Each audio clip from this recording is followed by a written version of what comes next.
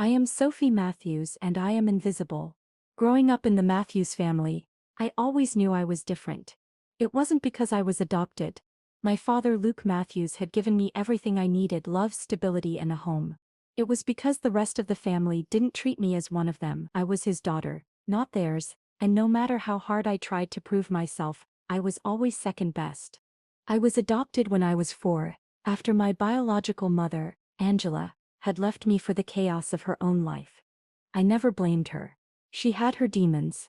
I had always known the story of how my father, Luke, had stepped in and legally adopted me, giving me a home and a name, but somehow, despite this official status, I never felt like I was truly accepted into the Matthews family. I was the other grandchild, the one who wasn't born into the family. Every family reunion, every birthday, every Christmas gathering, I could see the difference. My cousins Emma and Jake were the stars. Emma was the golden girl with her shining blonde hair, popular in school, already securing scholarships for her volunteer work overseas. Jake, a charismatic jock, had all the charm and attention of a young man everyone adored. They were the ones whose successes were celebrated, whose names were called first. And me, I was the background, the invisible one. As a child, I thought it was just a phase. I thought my grandparents, my aunts and uncles would eventually see me as one of them. But as I grew older, I realized this was the way things were always going to be. At 16, I was tired. Tired of being the other grandchild. Tired of being ignored. Tired of the subtle jabs and the dismissive remarks. I had earned awards at school. I had made the honor roll. I had worked hard at everything I did. But none of it mattered. It was as if I didn't exist unless someone needed to check the box that said, "Oh, Sophie's here too." I had tried year after year to prove myself, to show my worth in a family that made it clear they were disappointed. I wasn't Emma or Jake or anyone else who fit the mold of what they thought a grandchild should be. It came to a head during one summer family reunion, an event I had come to dread. The family had gathered in the cabin near the lake, just like every year, and everything was going as expected. Gloria, my grandmother, was fawning over Emma and Jake, praising them for their accomplishments, showering them with compliments about their futures. Meanwhile, I sat quietly in the corner, watching the family dynamics play out for what felt like the 1000th time. This year, however, I had hoped things would be different. I had just been accepted into a prestigious summer program at a university on the East Coast. It was a huge accomplishment for me, one I had worked tirelessly for. But when I mentioned it casually to the family, there was nothing. A polite, "That's nice, honey," followed by an immediate pivot to Emma's upcoming mission trip in Africa. I couldn't help but feel a pang in my chest. I had worked so hard, and yet it meant nothing. I wasn't Emma. I wasn't Jake. I was just Sophie, and that was all I would ever be. That evening, when the noise and laughter from the gathering grew too loud, I quietly slipped away. I went out to the back porch of the cabin, staring out at the still waters of the lake.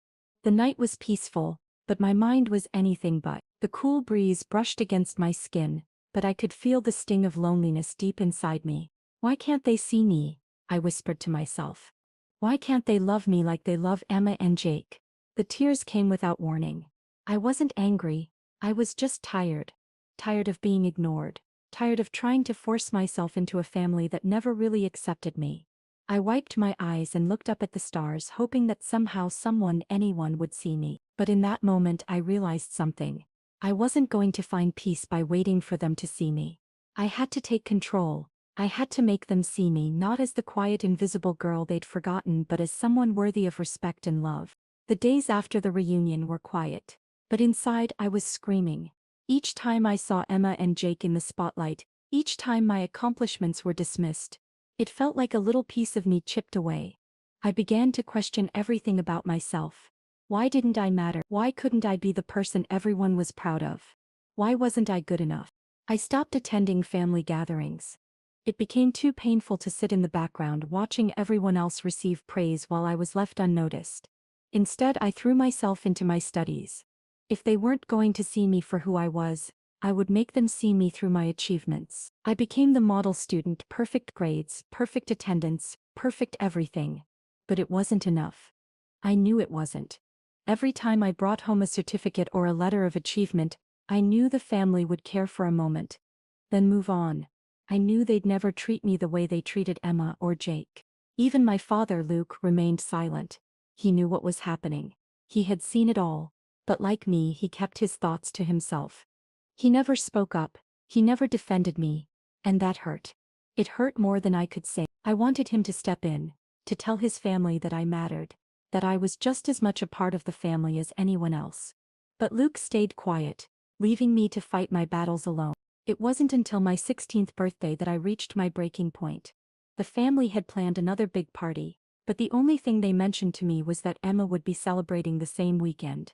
My birthday, my moment was pushed aside for her. I told my father I didn't want to go. I didn't want to be another invisible person at their celebration. He said, "It's just how things are, Sophie. It's a big family, and they all want to celebrate Emma too. You'll get your moment. You always do." But I didn't. Not this time. I stayed home, heartbroken and alone, while the rest of the family celebrated, and in the silence of my room I realized something. I didn't want to keep waiting for validation. I didn't want to keep pretending like everything was fine. I wanted to be seen. I wanted to be heard. The following weeks were a blur. I threw myself into my studies, but it wasn't enough to drown out the feelings that were bubbling inside of me. I was tired of being invisible. Tired of feeling like I didn't matter. It wasn't just about the family anymore. It was about my own sense of worth. One night, after a particularly exhausting day at school, I went up to the attic. I was looking for anything to distract myself. That's when I found it. A small box tucked in a corner behind old blankets and photos. It wasn't big, but something about it caught my attention. I opened it and found several official-looking documents. My heart skipped a beat when I saw the words adoption papers written on the first one. I knew I was adopted, but seeing it in black and white, officially signed, made something click inside me. I had always thought of myself as Luke's daughter, and that was enough, but seeing the legal papers in front of me made me realize just how much of my life had been shaped by decisions made by people who weren't really a part of me. My biological mother had written me a letter before she passed away, explaining why she couldn't keep me and how much she loved me. Then I found something else. Something that would change everything. My mother had left me an inheritance. A small trust fund that had been set up for me when I was born. But Gloria, my grandmother, had made sure that I was kept out of it. I read the legal documents, the lines that had been crossed, the money that had been hidden from me. In that moment I felt a spark ignite inside me. I wasn't just going to sit back and let the family continue ignoring me. I wasn't going to be their invisible granddaughter anymore. I was going to claim what was mine. I was going to force them to see me.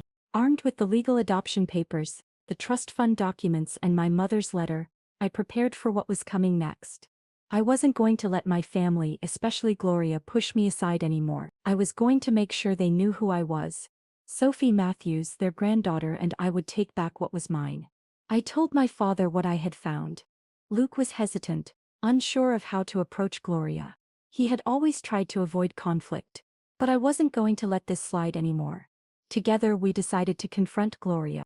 We arrived at her house one Sunday afternoon.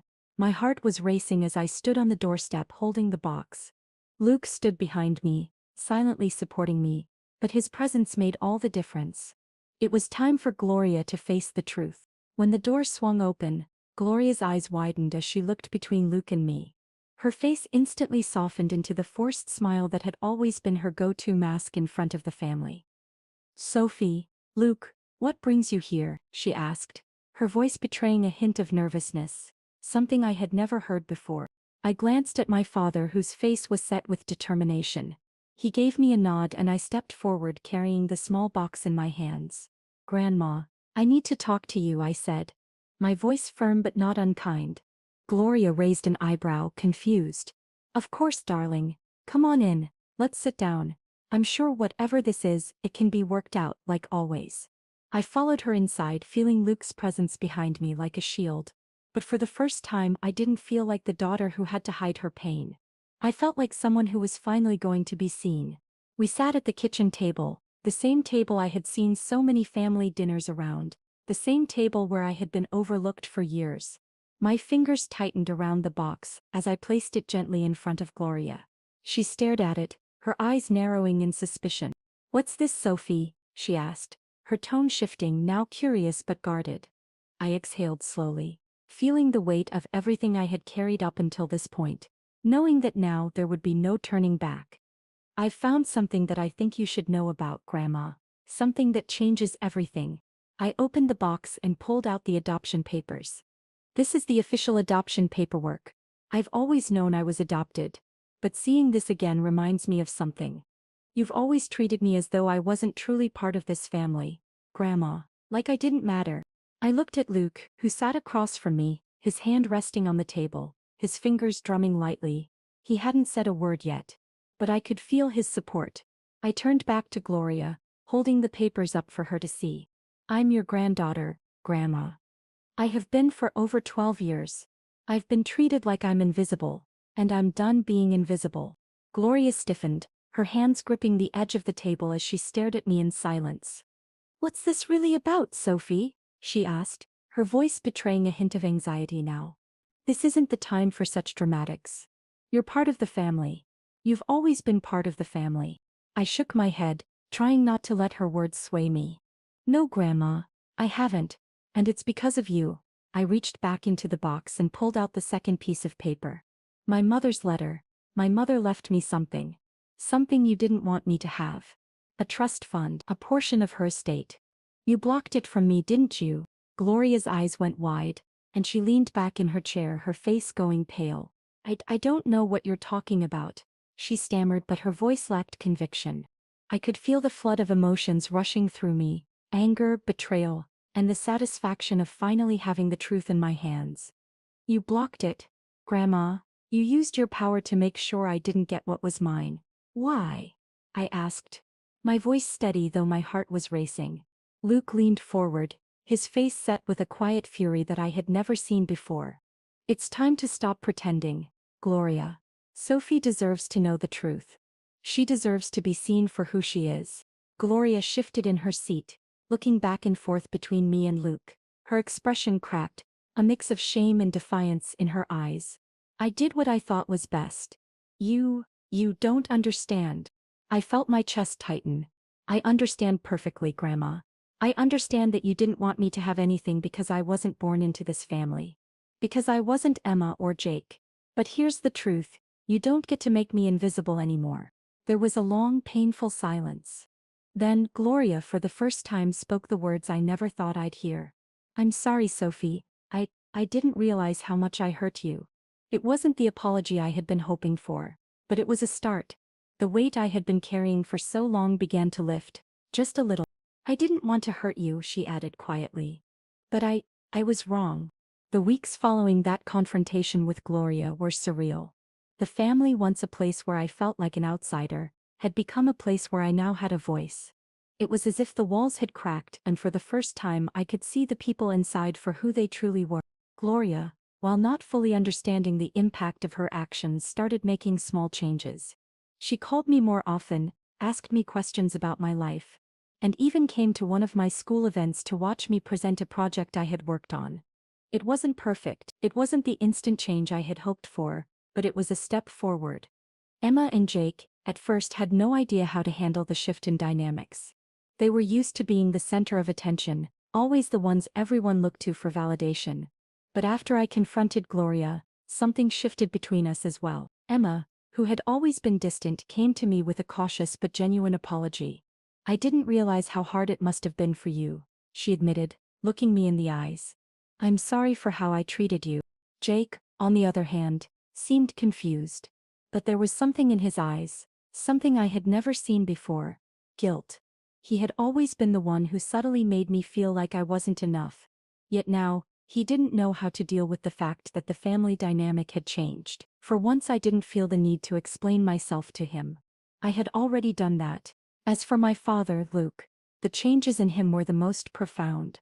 For years I had silently wished for him to step up, to defend me, to tell the family that I mattered. After our confrontation with Gloria, Luke became a different man in my eyes. He stopped trying to please everyone. He started to take ownership of his choices and their consequences. He started standing up for me in subtle but powerful ways.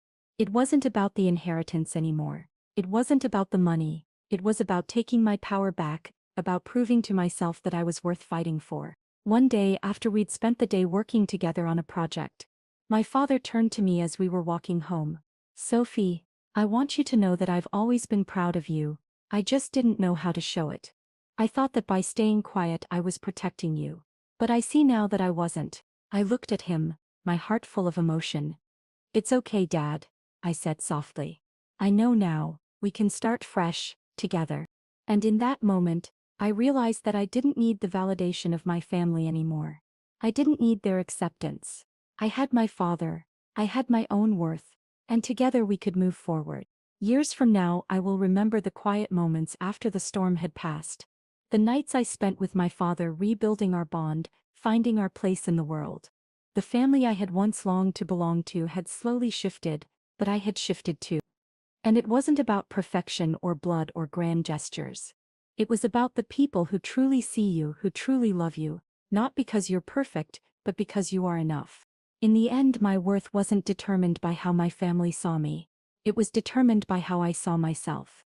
And I was done being invisible. I was Sophie Matthews, and for the first time I knew I belonged because I had claimed my place, not by waiting for anyone else's approval, but by simply being myself.